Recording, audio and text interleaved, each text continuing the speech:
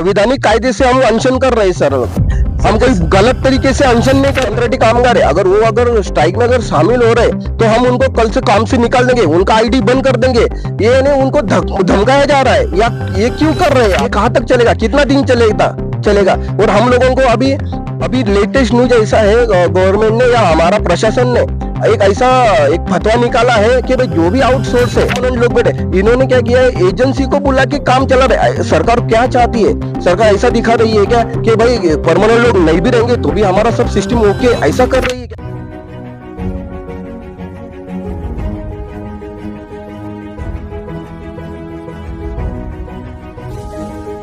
नमस्कार, आप देख रहे हैं पीवीपी न्यूज। मैं राकेश तिवारी। इस वक्त हम एक समस्या यहाँ पर देखिए, आपके पीछे एमएससीबी के कर्मचारी खड़े हैं। ये जल्दी छुट्टी नहीं करते, ये जल्दी स्ट्राइक नहीं करते। कुछ तो इनकी मजबूरी होगी, कुछ तो इनकी तकलीफें होगी कि आज 24 से 20 घंटे हो गए ये बैठे हैं अनशन पे और इनकी कोई सुनने को तैयार नहीं। कहीं ना कहीं सरकार अंधी बहरी लूली लंगड़ी भी हो गई है कि जो जरूरी काम है वो नहीं सुन रही है। हमारे बीच में एमएससीबी के कार्यकर्ता है। सर नमस्कार, आपका नाम? मी बबुरान सावळकर, वसई सर्कल सेक्रेटरी आहे एससीए संघटनेचा। सर क्या तकलीफ है आपकी कि आप लोगों को इस प्रकार से एक बेग आंदोलन लेना पड़ा? देखिए, फिलहाल पहली बात तो ये हुआ है कि यहाँ पे रिस्ट्रक्चरिंग बोल के एक नया कॉन्सेप्ट यहाँ पे लेके आ रहे हैं। और इससे हो रहा क्या है कि पहले हम लोग सेक्शन वाइज काम करते थे। हमारे सेक्शन में 10 कर्मचारी काम करते थे। अभी यहाँ पे रिस्ट्रक्चरिंग होने के कारण एक ही इंजीनियर को विरार का पूरा काम एक ही इंजीनियर को आएगा। उसके विरोध में हम लोग काम कर रहे हैं। और हम लोग को ये रिस्ट्रक्चरिंग करते समय हमें किसी ने कुछ विश्वास में लिया नहीं है और किसी ने हमें पूछा भी नहीं है कि सडनली हमें बोला गया कि 1 तारीख से आप रिस्ट्रक्चरिंग करना चालू कर दो बोल के, रिस्ट्रक्चरिंग के फॉर्मेट में काम करना चालू करो बोला तो आपकी तकलीफें क्या है इसमें हमें ये पहले तो बात, एक सेक्शन में जो कर्मचारी संख्या है, पहले से 50% कर्मचारी संख्या आई हुई है। तो अभी उन्होंने हमें कहा है कि आप सेक्शन में काम नहीं करना है और पर्टिकुलर एक ही काम आपको पूरे एरिया का काम करना है। तो एक एरिया का काम करते समय पहले से हमारे यहाँ पे असुविधाएं, कर्मचारी कम है। और जो कर्मचारी उनका भर्ती करना है वो तो दूर रहा, लेकिन जो जितने लोग हैं उसी लोग में अभी हमें पूरे एरिया का काम करना है और वो पॉसिबल नहीं है। क्यों पॉसिबल नहीं है? क्योंकि सपोज अभी एक विरार के एक कोने में कुछ प्रॉब्लम आता है और दूसरा प्रॉब्लम सेम इमीडिएटली दूसरे कोने में आएगा, तो फिर वहां का फॉल्ट अटेंड करते करते वहां पे जाना वो पॉसिबल नहीं है। लोगों को इससे खूब दिक्कतें आ जाएंगे।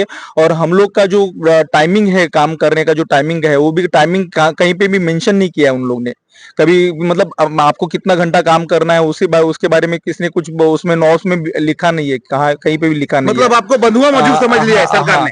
हाँ, ऐसा हो सकता है, बोल सकते हैं ऐसा आप। लेकिन हमें यही बोलना है कि जो ये मतलब हमें इसका कुछ तो स्टडी होना चाहिए।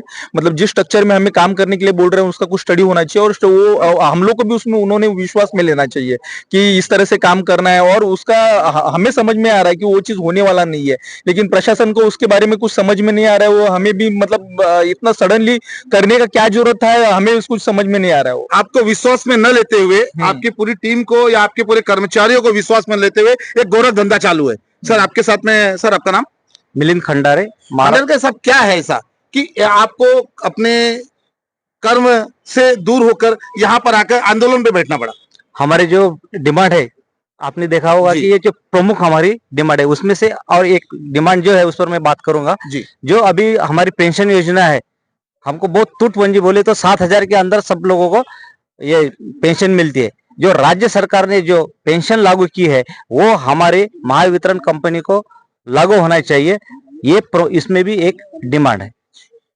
और कुछ आपकी बातें हैं जो कि मजदूरों से लेके जो यहाँ पे कर्मचारी, इसमें छोटे भी हैं, बड़े भी हैं, वायरमैन भी है, लाइनमैन भी है, कई कर्मचारी है, उनकी विषय में कोई समस्या बोले तो अभी सर ने बताया है कि 30 से लेके लगभग 45 तक का जो ये जो है कर्मचारी है ये रिक्त है। इसके बावजूद भी ये रिस्ट्रक्चरिंग करना चाहते हैं। इसके पहले ही जो पहला एक आया था कि प्राइवेटाइजेशन के माध्यम से करने का, तो उसको ये धागा है पहला एक आया था मॉडल, अब ये मॉडल वो पार्टीशन करने के लिए ये लोगों ने अपने सरकार ने ये अपना मतलब कदम ये उठाया। कहीं ना कहीं एक गेम खेला जा रहा है प्राइवेटाइजेशन करने के लिए। मैं अनिल निकम है, कामगार महासंघ सर्कल अध्यक्ष हूँ। एक्चुअली मेरा कहना ऐसा था कि ये जो स्ट्राइक है या ये जो संप है, ये हम हमारा कोई ऐसा निजी हेतु से हम कर रहे हैं या हमारा पगारवाड़ चाहिए, ऐसा कुछ नहीं है। एक्चुअली इसमें हम कंज्यूमर का भी एक हेतु हम ध्यान में ले रहे हैं।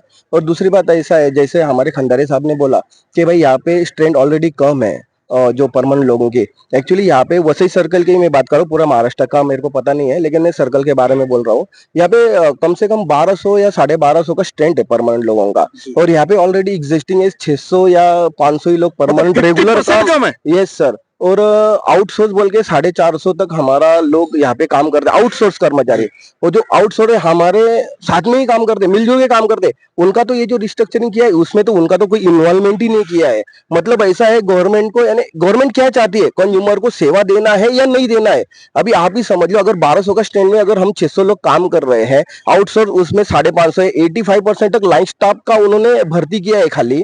तो इसमें कंज्यूमर को जो हमने सेवा देना चाहिए, ये कोई हिसाब से साध्य नहीं हो रहा है। ये जो आउटसोर्स कर्मचारी, इनको कोई अभी ये बहुत साल से काम, कोई 10 साल से, कोई 12 साल से काम कर रहा है, लेकिन उनको कोई आउटसोर्स में यानी उन्होंने लिया ही नहीं है। वो कब परमानेंट होंगे? और इनको भी कुटुंब है, ये 450-500 लोग जो आउटसोर्स काम कर रहे हैं, इनका भी कोई तो भी कुटुंब है साथ बहुत में। बड़ा सवाल है आपका। हाँ सर, नहीं, सवाल नहीं है ये, मैं शासन को यही आपके जरिए हम बोल सकते हैं, हम पदाधिकारी हैं, लेकिन हमको यही कहने का है, अगर ये स्ट्रेंथ कम नहीं बढ़ा नहीं सकते, कम करके तुम कम लोगों में अगर ये सब रिस्ट्रक्चरिंग कर रहे, ये कौन से हिसाब से ये सक्सेस होने वाला है? मेरा तो यही सवाल है। इसके लिए हम लोग अनशन पे उतरे। इसमें कुछ ऐसा हम पदाधिकारी लोगों को कुछ ऐसा पगारवाड़ चाहिए, इसके लिए हम कंज्यूमर और सबके हेतु के लिए, ये महाराष्ट्र की कंपनी, महाराष्ट्र के लोग इसमें होने चाहिए इन्वॉल्वमेंट, नहीं हो रहे। ये कम से कम लोगों में सब सरकार चला रही है, हमारी कंपनी चला रहे हैं, एक कहाँ तक योग्य है? और यहाँ पे अगर एक दूसरी बात देखी जाए, अभी देखो यहाँ पे अनशन के लिए सब लोग बैठे, उन्होंने लोग बैठे, इन्होंने क्या किया है, एजेंसी को बुला के काम चला रहा है। सरकार क्या चाहती है? सरकार ऐसा दिखा रही है क्या कि भाई परमानेंट लोग नहीं भी रहेंगे तो भी हमारा सब सिस्टम ओके, ऐसा कर रही है? कहाँ तक चलेगा? कितना दिन चलेगा? और हम लोगों को अभी लेटेस्ट न्यूज ऐसा है, गवर्नमेंट ने या हमारा प्रशासन ने एक फतवा निकाला है कि भाई जो भी आउटसोर्स है, कंट्रेक्टी कामगार है, अगर स्ट्राइक में अगर शामिल हो रहे तो हम उनको कल से काम से निकाल देंगे, उनका आईडी बंद कर देंगे। ये नहीं, उनको धमकाया जा रहा है, या ये क्यों कर रहे हैं आप? यानी आपको खासगीकरण, निजीकरण करना है, यही हम आपको ऐसा लग रहा है कि भाई निजीकरण करना है, यही आपका जो मोटिव है क्या? अगर ऐसा मोटिव है तो आप डायरेक्टली क्यों नहीं डिक्लेयर कर रहे? फिर हम लोगों को भी अंधेरे में रख रहे, हमारे से बात कर रहे कि भाई हमारे जो आपके प्रॉब्लम है हम उनके ऊपर तोड़गा निकालेंगे। कब निकालेंगे? अभी देखो, अभी 3 बज गए सर, अभी 3 बजे तक अगर प्रशासन ने या कोई सरकार की कमेटी ने अगर हमको चर्चा को बुलाया नहीं है तो हम क्या करेंगे? और अभी आज जो हमारा 9 तारीख का संप है, हम अभी आगे बढ़ा 9, 10 और 11, हम 3 दिन एक कंटिन्यू अनशन पे बैठने वाले हैं। अगर इसमें कुछ होता है, प्रशासन उसको जवाबदार रहेगा, सरकार उसको जवाबदार रहेगा। बस मैं इतना करना चाहता हूँ सर। मतलब अभी तक सरकार का कोई प्रतिनिधिमंडल आपसे संपर्क करने की, या आपकी टीम से या आपके विभाग से कोई संपर्क करने की कोशिश नहीं अभी किया? वसई सर्कल के अंदर कोई प्रशासन का टीम हमारे अंदर आके कोई बात नहीं किया कि भाई तुम अनशन रुका, हमारी बात चल रही है, ऐसा, या कोई पत्रकार परिषद हुआ है, ऐसा कुछ बात ही नहीं हुआ है सर। तो हम अनशन कैसे का कम करेंगे? हम लोग, हमारा जो नाता है हम वही निभाएंगे। हमारी एक यूनियन है, हमारी एक ताकत है, और हम अगर ताकत का उपयोग नहीं करेंगे, हम कायदे से हम अनशन कर रहे हैं सर। हम कोई गलत तरीके से अनशन नहीं कर रहे भाई। कुछ हमको ऐसा भाई एमएससीबी के बारे में या हमारे प्रशासन या हमें को कुछ रोष नहीं, लेकिन वो हमारे खिलाफ अगर कर रहे, अगर हमारा हक छीन रहे तो हम यार अनशन करेंगे ही। सर, मेरा एक लास्ट क्वेश्चन है आपसे कि अगर आपकी मान्यता नहीं मानी जाती तो ये अनशन प्रचंड रूप भी ले सकता है? हाँ जरूर सर, अभी ये 1 दिन का है, अभी 2 दिन हो गए, फिर बाद में हमारे जो शिखर पदाधिकारी अगर बेमुदत का आदेश दे दिया तो हम बेमुदत आदेश पे चले जाएंगे। ये बहुत बड़ा संकट की घड़ी है और परीक्षा की घड़ी है आपकी। ठीक है, देखिए, ये प्रश्न छोटा नहीं है, कहीं ना कहीं इनकी आजीविका से भी संबंधित है और इनके जीवन से भी संबंधित है। अगर सरकार को खासगीकरण करना है, निजीकरण करना है, तो कहीं ना कहीं कर्मचारियों को विश्वास में लेना चाहिए, कर्मचारी से बात करनी चाहिए। लेकिन यहाँ पे ना होके एक भ्रष्टाचार बड़े पैमाने पे हो रहा है। और इसी के साथ मैं अपने शब्दों को विराम देना चाहूंगा, लेकिन हमारे बीच में सर, आप कुछ कहना चाहेंगे इस बात को? जी बोलिए सर, क्या कहना चाहेंगे? नमस्कार, मी रमेश मनतोडे जी, वर्कर फेडरेशन मधून आहे, संघटनेमधून आहे मी.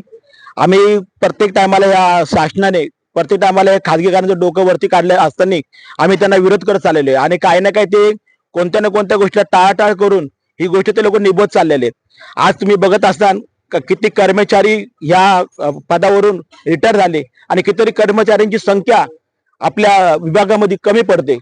परंतु आम्ही त्यांना कधी पण सुरुवातीला पण आम्ही त्यांना मागणी केली होती, भले तुम्ही खाजगीकरण जरी करत होते ते लोक, परंतु ते खाजगीकरण करताना ते लोक मागचा जो अभ्यास आहे, कारण लोक काही रिटायर झालेत त्यांची जागा कोण भरायची का नाही. आज 4-4, 5-5 जणांमध्ये लोक शिक्षण चालवतात. 10-10 हजार कंझ्युमर असतात, 20,000 कंझ्युमर असतात. आज 2 मिनिटं जरी लाईट जरी कधी ट्रिप झाली, कधी लाईट जरी गेली तर एक ग्राहक त्या आमच्या कर्मचाऱ्यांना अधिकाऱ्यांना कर्मचाऱ्यांना इतकं तंग करून सोडतात का ती लाईन आमचे कर्मचारी कधी बघत नाही. रात्र असो, दिवस असो, ऊन असो, पाऊस असो, कधी कोणत्या घरचा त्यांचा विचार नाही केला. ही ग्राहकांना सेवा ही ताकदीने दिलेली आणि कित्येक याच्यामध्ये आमच्या वर्कर लोकांचे ऍक्सिडेंट झालेले, किती लोकांचे हातपाय अपंग झालेले. अशा गोष्टी या सरकारच्या डोळ्यासमोर असताना सुद्धा तरी देखील ते लोक हे खाजगीकरण करून कुठे ना कुठं आमचं हे लोक खच्चीकरण करतात. म्हणजे या खच्चीकरणाला विरोध करण्याकरता आजच नाही तर आज आम्ही 15 दिवसापासून आम्ही रोज त्यांना आमच्या छोट्या द्वारसभा घेऊन त्यांना आमच्याबद्दल संदेश त्यांना पाठवतो.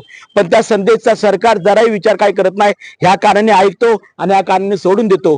म्हणून त्यांना एकदम कट्टर त्यांना विरोध करण्याकरता हा जो 72 तासाचा आम्ही संप पुकारलेला आहे, ह्या संपाला त्यांनी जर आजपर्यंत आम्हाला जर काय उत्तर तर दिलं नाही तर आम्ही हा संप बेमुदत हा संप आम्ही करू. ये बहुत बड़ी तकलीफ है, इनके मन की बात है, इनकी दिल की तकलीफ है. ये नहीं होना चाहिए. सरकार को कहीं ना कहीं अपने कान खोलना चाहिए और लोगों की समस्या सुननी चाहिए. मैं अपने शब्दों को विराम दूंगा. जय हिंद, जय महाराष्ट्र.